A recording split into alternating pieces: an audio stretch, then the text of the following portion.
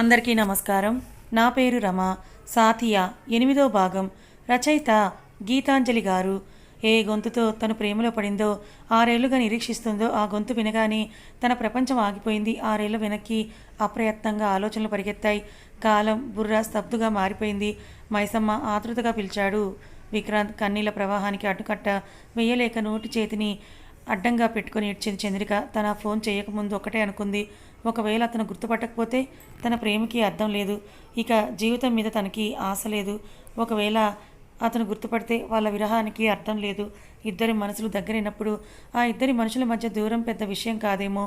మాట కూడా మాట్లాడకుండా తనని గుర్తుపట్టిన అతని ప్రేమకి విలువ కట్టే తెలివి తనకి లేదేమో. మైసమ్మ మళ్ళీ పిలిచాడు. టక్కున తేరుకొని ఫోన్ పెట్టేసింది. అరగంట సేపు పాటు ఆనకట్టు వేయలేని ఏకదాటి ఏడుపు ప్రవాహం తర్వాత లేచి ముఖం కడుక్కొని మదర్కి ఫోన్ చేసి భార్గవ్ని చేసుకోవడం తనకి ఇష్టమేనని చెప్పింది చంద్రిక. జీసస్, అర్ధరాత్రి పూట ఎంత శుభవార్త విన్నాను. నీకు నిజంగా ఇష్టమేగా, ఇందులో నా బలవంతం ఏమీ లేదుగా అని అడిగారు మదర్. లేదు మదర్ అంది పేలవంగా నవ్వుతూ. సరే తల్లి, దేవుడికి ఇన్నేళ్లకి నా మీద కరుణ వచ్చింది. అర్జెంటుగా ప్రేయర్ చేసుకోవాలని సంతోషంలో ఉబ్బి తబ్బిబ్బైపోతున్న మదర్ మాటలు విని మౌనంగా ఉండిపోయింది చంద్రిక. ఒక్కసారి నిర్ణయం తీసుకున్నాక మళ్ళీ ఎందుకు ఆలోచించాలనుకుంది ఏమో కానీ ఏం ఆలోచించకుండా ప్రశాంతంగా పడుకొని పొద్దున్నే లేచి ఆఫీస్కి తయారై వెళ్ళింది చంద్రిక. తన క్యాబిన్లో కూర్చొని వర్క్ చేసుకుంటూ ఉంటే కాసేపటికి వచ్చాడు భార్గవ్. వచ్చి రాని దగ్గుతూ తన క్యాబిన్లోకి ఎంటర్ అవుతుంటే తని అప్రమత్తమై లేచి రమ్మని ఆహ్వానించింది. చైర్లో కూర్చొని మదర్ ఏదో చెప్పారు అన్నాడు భార్గవ్.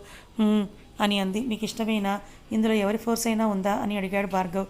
నిన్నటి తన మాటలకి విరుద్ధంగా ఆన్సర్ రావడంతో లేదని, మనం ఇలా ఆఫీస్లో కాకుండా కొంచెం బయట మాట్లాడుకుందామా, ఆఫీస్లో పర్సనల్ విషయాలు మాట్లాడడం ఇష్టం లేదు నాకు చిన్నగా చెప్పింది.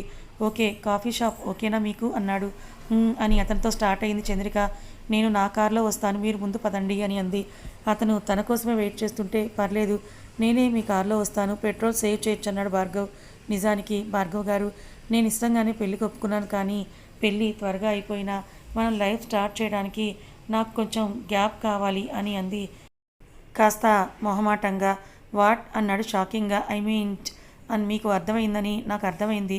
మీకు నిన్న మొత్తం చెప్పాను కదా, నన్ను మీకు అడ్జస్ట్ చేసుకోవడానికి నాకు కాస్త టైం పడుతుంది. మేబీ ఆ స్పేస్ మీరు ఇస్తారని అనుకుంటున్నాను అంది చిన్నగా. మీకు మరీ అంత పర్వర్డ్లా కనిపిస్తున్నానా, కాస్త సీరియస్గా అడిగాడు. I did not mean it in that way. ఇప్పుడు మ్యారీడ్ లైఫ్ అన్నాక అందరికీ కొన్ని ఎక్స్పెక్టేషన్స్ ఉంటాయి కదా, అలా ఉండడం తప్పేం కాదు, కానీ నా ప్రాబ్లం మీకు ముందే చెప్తే బెస్ట్ కదా అని చెప్తున్నాను అంది. ట్రస్ట్ మీ, బాగా చూసుకుంటాను నిన్ను, నీ గతం మర్చిపోయేంతలా అని చెప్పను కానీ గుర్తురానంతగా అని మాత్రం చెప్పగలను అన్నాడు భార్గవ్. చిన్నగా నవ్వింది ఓకే అన్నట్టు. అలా అయితే మనం ఎంగేజ్మెంట్ ఫస్ట్ చేసుకొని కొన్ని రోజులు ట్రావెల్ చేద్దాం, ఆ తర్వాత పెళ్లి పెట్టుకుందాం, మీకు బాగుంటుంది కదా, అప్పటికి కాస్త అడ్జస్ట్ అవుతారు అన్నాడు భార్గవ్. అది కూడా కరెక్ట్గానే అనిపించింది చంద్రికకి. ఓకే అని అంది. దేవుడా, ఇంత ఆనందంలో పిచ్చివాడిని అయిపోతానేమో నేను అని భయంగా ఉంది నాకు. సో క్రేజీ అని. Today is my day.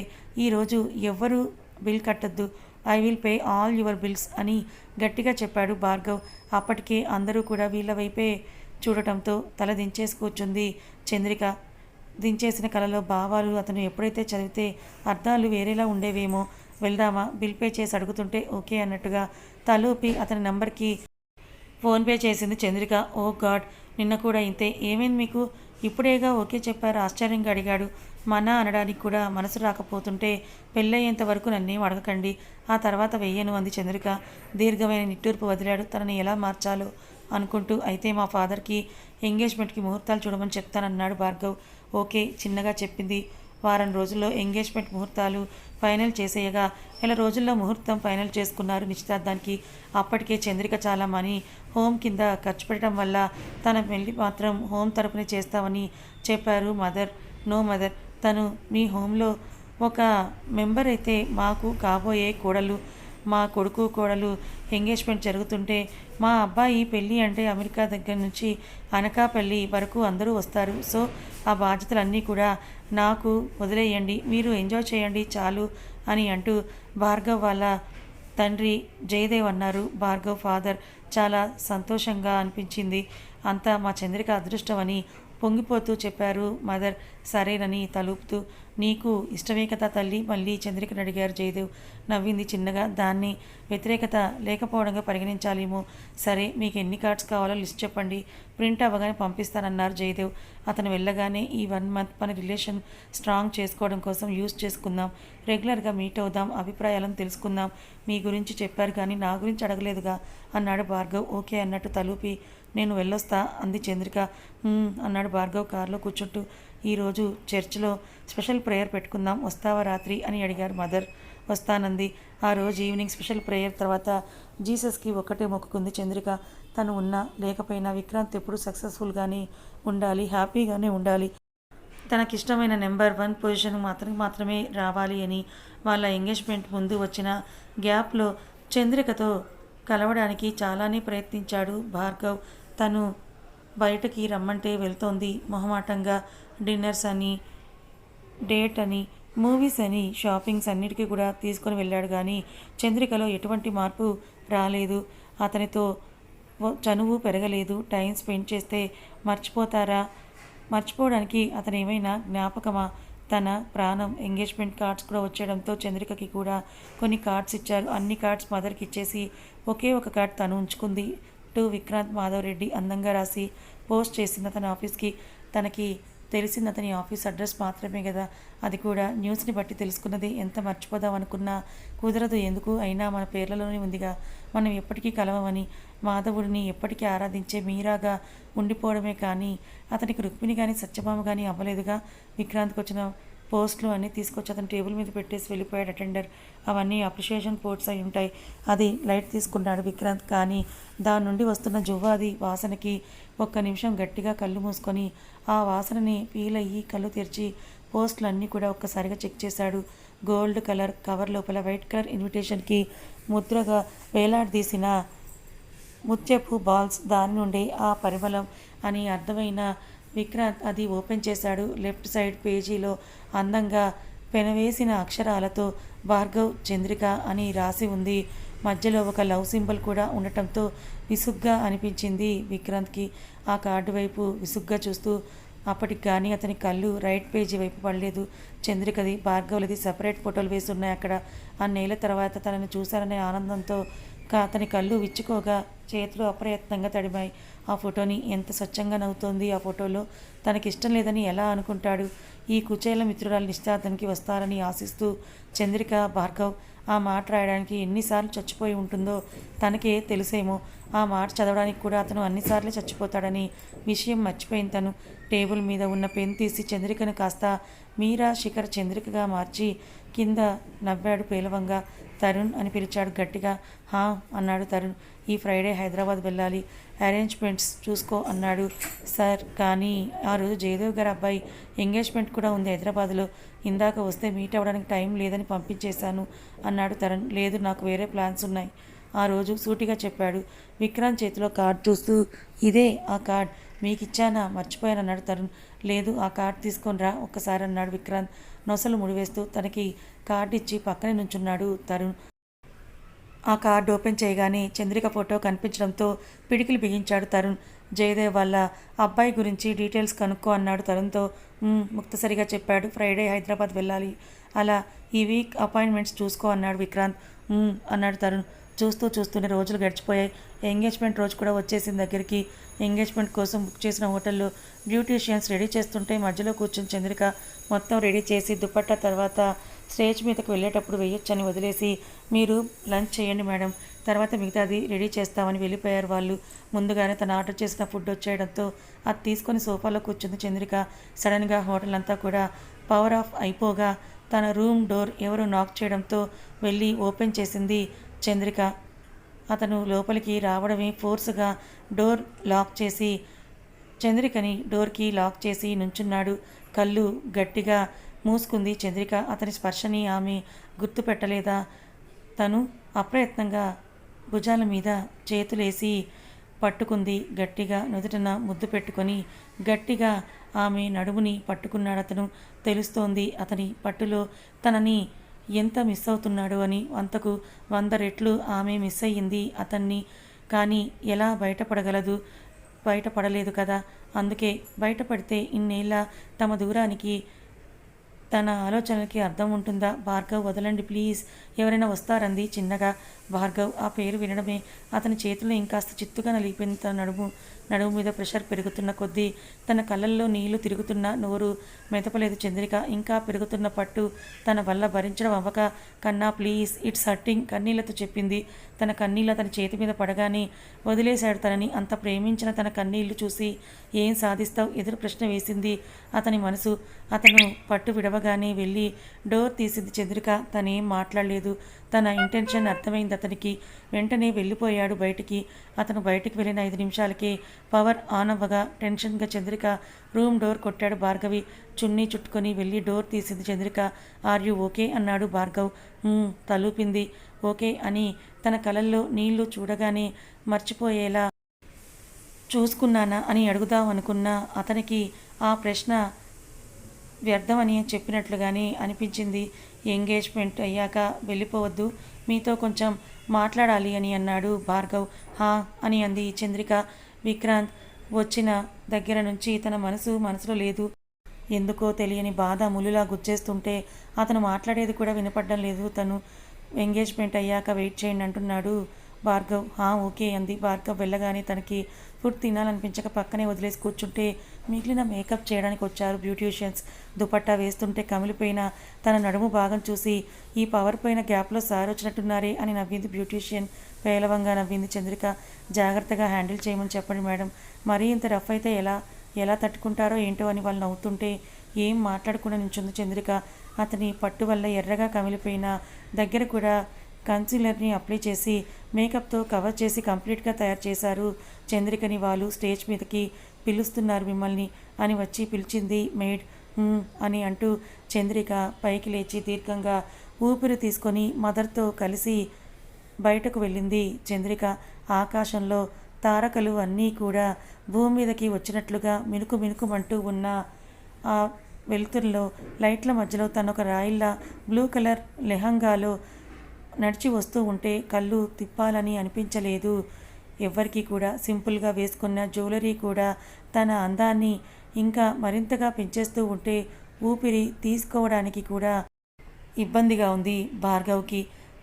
Stage కింద వేసిన ఫస్ట్ రోలో కూర్చొని చంద్రిక రూపాన్ని కంటి నిండా నింపుకుంటున్నాడు విక్రాంత్. చంద్రిక కూడా చూస్తోంది అతని వైపు. కానీ అది తనకి తప్ప ఇంకెవరికీ తెలియదు. కాటుక కనులు చేసే మాయలు ఆ కళ్ళ వెనుక కన్నీళ్లు గుర్తించలేదు ఎవ్వరు. You look so gorgeous, absolutely stunning అన్నాడు భార్గవ్. చిన్నగా నవ్వింది. పూజ కంప్లీట్ అవ్వగానే రింగ్స్ ఇచ్చారు మార్చుకోమని. కళ్ళు మూసుకొని గబగబా పెట్టేసింది చంద్రిక చేతికి రింగ్ పెట్టి గుండెల మీద పెట్టుకొని కళ్ళు మూసుకున్నాడు భార్గవ్. నెమ్మదిగా చేతులు విడిపించేసుకుంది చంద్రిక. ఎంగేజ్మెంట్ అయ్యాక ఫొటోస్ తీస్తుంటే ఎదురుగా కనిపిస్తున్నాడు విక్రాంత్ తనకి. అతని చేతిలో వైన్ గ్లాస్ కూడా. సార్, మేడం మీరు పోస్ అని కన్నాడు కెమెరామెన్. చంద్రిక నడుము చుట్టూ చేసి పట్టుకోగానే విక్రాంత్ చేతిలో ఉన్న వైన్ గ్లాస్ ముక్కలుగా పగిలిపోయింది. అది పగిలి అతని చేతి నుండి రక్తం కారడం గమనించగానే తన కళ్ళల్లో నీళ్లు అస్సలు ఆగలేదు. తను ఎక్కడ ఉన్నది, ఏం జరుగుతోందో ఏమీ గుర్తు రాలేదు తనకి. అతని వైపే అడుగులు వేస్తూ ఉంటే రెండో అడుగుకే తన దుపట్టా వెళ్ళి భార్గవ్ వాచ్కి అంటుకొని ఆపేసింది తనని. అప్పుడు కానీ తనకి గుర్తుకు రాలేదు అక్కడ జరుగుతోంది తన ఎంగేజ్మెంటేనని. ఇక మీదట తన జీవితం ముడిపడేది భార్గవ్తోనే అని. అడుగుల వేగం తగ్గగా వెనక్కి తిరిగి భార్గవ్ పక్క నుంచుంది వెళ్ళి. వికీ, ఏంటిది కంగారుగా అడిగాడు అభిజిత్. పగిలిపోయింది. తీక్షణత సంతరించుకున్న చూపులతో చంద్రిక వైపే చూస్తూ చెప్పాడు. అది ఆ గ్లాస్ గురించి అన్నాడు. అతని మనసు గురించి అన్నాడు. తెలుసుకోలేనంత చిన్నపిల్ల కాదుగా. Vikrant sir, are you okay కంగారుగా అడిగాడు జయదేవ్. ఐఆమ్ ఫైన్ అని నవ్వాడు చిన్నగా. హీఈస్ నాట్ ఫైన్, డాక్టర్ని పిలవండి అంది చంద్రిక భార్గవ్తో. అని హోటల్లోనే ఉన్న మెడికల్ ఎమర్జెన్సీ స్టాఫ్ని పిలిచాడు భార్గవ్. తను ఎందుకు అంత టెన్షన్ పడుతుందనేది కూడా అర్థం కాలేదు భార్గవ్కి. చేతికి కట్టు కట్టేసి సెప్టిక్ అవ్వకుండా ఇంజెక్షన్ చేసి వెళ్ళింది నర్స్. శుభకార్యంలో ఇలాంటి రక్తం అని సంకోచంగా చూశాడు జయదేవ్ వాళ్ళ పూజారి గారి వైపు. పర్లేదు జయదేవ్ గారు, తను శివుడి ఆరుద్ర నక్షత్రంతో జన్మించినవాడు. తన రక్తం ఎప్పుడూ కూడా శివుడికి అభిషేకమే కానీ ఆకలి తీర్చే ఆహారం అయితే కాదు. లక్ష్మీదేవి లాంటి కోడల్ని తెచ్చుకున్నాక మళ్ళీ మీకు అనుమానాలు అవసరమా అని అన్నాడు అభిజిత్.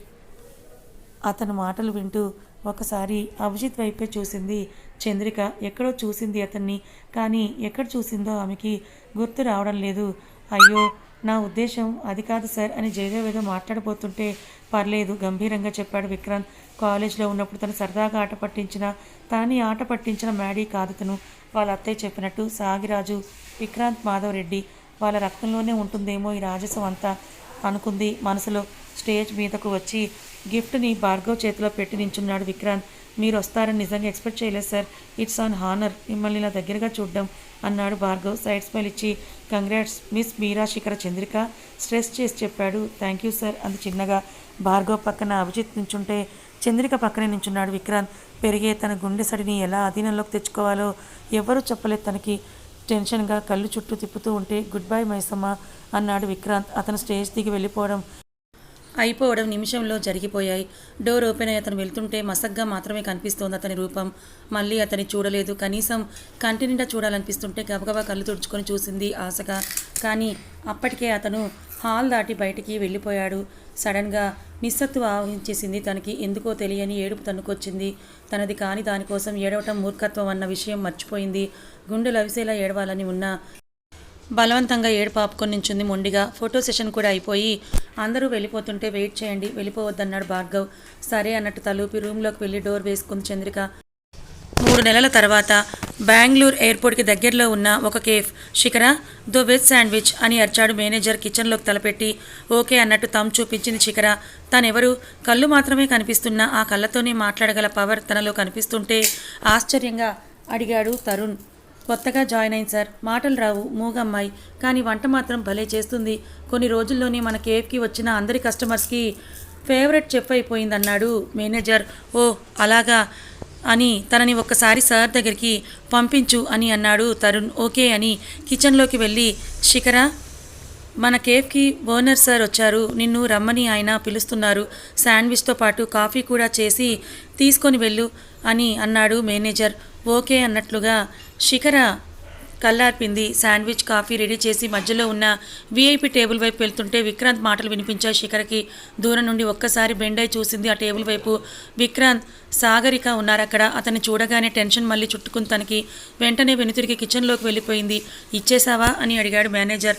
లేదన్నట్టు తలూపింది శిఖర. అంతసేపు వెయిట్ చేస్తే బాగోదు శిఖర, అతని కేఫ్కి ఓనర్, పెద్ద బిజినెస్ మ్యాన్, త్వరగా వెళ్ళన్నాడు మేనేజర్. నాకు భయం, నేను వెళ్ళనని రాసి చూపించింది. ఉప్చ్, ఆయనకు చాలా కోపం ఎక్కువ. ఇప్పుడు నువ్వు కానీ వెళ్ళకపోతే నిన్ను నన్ను ఇద్దరిని ఉద్యోగం నుంచి పీకేస్తారు, వెళ్ళవమ్మ తల్లి అని బలవంతంగా తన చేతిలో పెట్టి తీసుకెళ్లాడు. అక్కడి వరకు తను మాట్లాడకుండానే గుర్తుపట్టిన వ్యక్తి కళ్ళ ఎదురుగా కనిపిస్తుంటే గుర్తుపట్టలేడా అనే ఆలోచన రాగానే తనకి తెలియకుండానే వణికాయి అతని చేతులు. టేబుల్ మీద పెట్టేసి ఒక్క నిమిషం కూడా ఆగకుండా వెనక్కి తిరిగింది. ఆ అమ్మాయే అన్నాడు తరుణ్ విక్రాంత్తో. ఓ అని చెక్బుక్ తీసి ఇవ్వు తరుణ్ అన్నాడు విక్రాంత్. ఏం పేరు? తన రాయల్ బేస్ వాయిస్లో అడిగాడు. శిఖర అన్నాడు తరుణ్.